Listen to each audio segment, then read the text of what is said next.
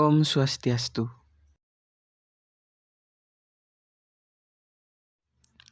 Halo teman-teman, kali ini kami akan membahas materi kewirausahaan dari kelompok 2 yang berjudul menilai kebutuhan usaha dan modal usaha. Berikut materi yang akan dibahas. Yang pertama ada pengertian kebutuhan usaha, yang kedua ada biaya kebutuhan usaha, yang ketiga ada contoh kebutuhan usaha, yang keempat ada pengertian dan jenis-jenis modal, yang kelima ada sumber-sumber modal, yang keenam ada kelebihan dan kekurangan suatu modal. Sebelum melanjutkan pembahasan materi, kami akan memperkenalkan anggota kelompok. Yang pertama ada Loh Sri Utariani, yang kedua ada Gede Leo Wirandana, yang ketiga ada Desa Putu Septi Yuni Maharani, yang keempat ada Ayu Dela Safutri, yang kelima ada Putu Riki Yonatan, yang keenam ada Komang Iwan Virgoyana.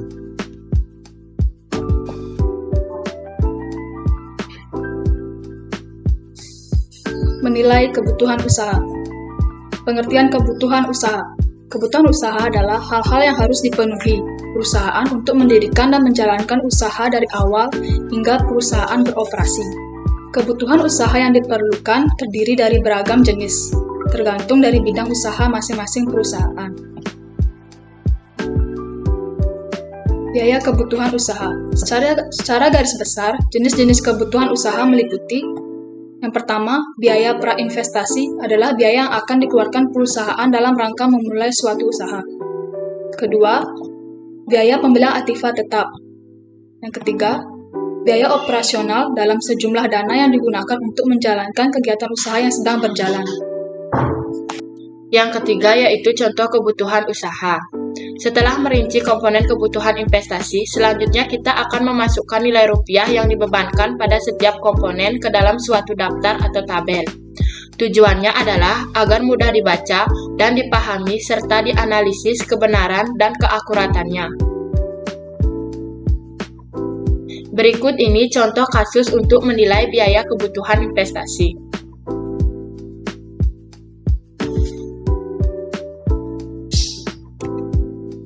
Pengertian dan jenis-jenis modal. Pengertian modal. Modal dalam bentuk uang diperlukan untuk membiayai segala keperluan usaha, melalui dari biaya preinvestasi, pengurusan izin-izin, biaya investasi untuk pembelian, aktiva tetap, sampai dengan modal kerja. Sementara itu, modal keahlian adalah keahlian dan kemauan seseorang untuk mengelola atau menjalankan suatu usaha. Jenis-jenis modal usaha. Yang pertama, modal investasi. Modal investasi digunakan untuk jangka panjang dan dapat digunakan berulang-ulang. Biasanya umurnya lebih dari 1 tahun. Penggunaan utama modal investasi jangka panjang adalah untuk membeli aktiva tetap seperti tanah, bangunan, dan atau gedung, mesin-mesin, peralatan, kendaraan, investasi lainnya. Yang kedua, modal kerja. Modal kerja yaitu modal yang digunakan untuk jangka pendek dan beberapa kali pakai dalam suatu produksi. Jangka waktu modal kerja biasanya tidak lebih dari 1 tahun. Yang kelima ada sumber-sumber modal. Beberapa pertimbangan yang perlu diperhatikan apabila ingin memperoleh suatu modal adalah sebagai berikut. Yang pertama, tujuan perusahaan.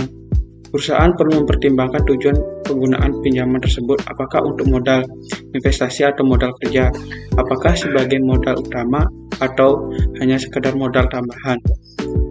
Yang kedua ada masa pengembalian modal. Dalam waktu tertentu, pinjaman tersebut harus dikembalikan ke kreditor atau bank, baik perusahaan jangka waktu pembelian investasi. Juga perlu dipertimbangkan sehingga tidak menjadi beban perusahaan dan tidak mengganggu cash flow perusahaan. Yang ketiga, biaya yang dikeluarkan. Faktor biaya yang harus dikeluarkan harus dipertimbangkan secara matang, misalnya biaya bunga, biaya administrasi, provisi dan konsumsi, atau biaya lainnya. Yang keempat, ada estimasi keuntungan. Besarnya keuntungan yang akan diperoleh pada masa-masa yang akan datang perlu menjadi pertimbangan. Estimasi keuntungan diperoleh atau selisih pendapatan dengan biaya dalam suatu periode tertentu. Itu kelebihan dan kekurangan suatu modal. Baik modal sendiri maupun modal pinjaman, masing-masing memiliki kelebihan dan kekurangan. Yang pertama, modal sendiri. Kelebihan modal sendiri. Yang pertama, tidak ada biaya seperti biaya bunga administrasi sehingga tidak menjadi beban perusahaan. Yang kedua, tidak tergantung kepada pihak lain, artinya perolehan dana diperoleh dari setoran pemilik modal. Yang kekurangan modal sendiri. Yang pertama, jumlahnya terbatas, artinya untuk memperoleh dalam jumlah tertentu tergantung dari pemilik dan jumlahnya relatif terbatas. Yang kedua, perolehan dari modal sendiri dalam jumlah tertentu dari calon pemilik baru, yaitu calon pemegang saham baru, relatif lebih sulit karena mereka akan mempertimbangkan kinerja dari perusahaan. Yang kedua, ada modal pinjaman. Yang pertama, kelebihan modal pinjaman. Jumlahnya tidak terbatas, artinya perusahaan dapat mengajukan modal pinjaman berbagai sumber. Selama dana yang diajukan perusahaan layak, perolehan dana yang tidak terlalu sulit, banyak pihak perusahaan yang menawarkan dananya ke perusahaan yang dinilai memiliki prospek cerah. Yang kedua, kekurangan modal pinjaman. Dikenakan berbagai biaya seperti bunga dan biaya administrasi. Pinjaman yang diperoleh dari lembaga lain sudah pasti disertai berbagai kewajiban untuk membayar jasa seperti bunga, biaya administrasi, dan komisi materi. Sekian pembahasan materi dari kelompok 2. Apabila ada salah kata, kami mohon maaf. Terima kasih. Om Santi Santi Santi.